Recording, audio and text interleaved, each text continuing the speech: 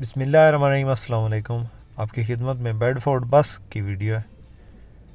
बहुत मुनासिब कीमत है और गाड़ी बहुत ज़बरदस्त है। इसी तरह की वीडियोज़ लेकर आपकी खिदमत में हाज़िर होते रहते हैं। तो ये गाड़ी चेक कर लें। बेडफोर्ड बस है ये, 52 सीटर।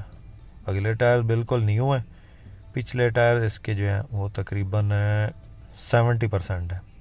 लोकेशन इसकी ज़िला जंग में है। फैसलाबाद का नंबर है गाड़ी को। और गाड़ी में किसी किस्म का कोई काम नहीं है। इंजन स्टैंडर्ड पे।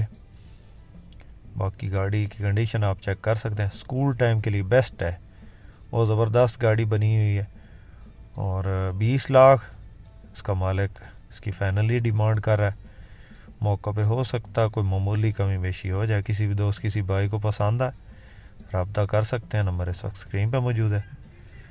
ये अंदर से आप चेक कर लें। सीटें बिल्कुल ज़बरदस्त हैं। इसकी बहुत ज़बरदस्त कोशिश है।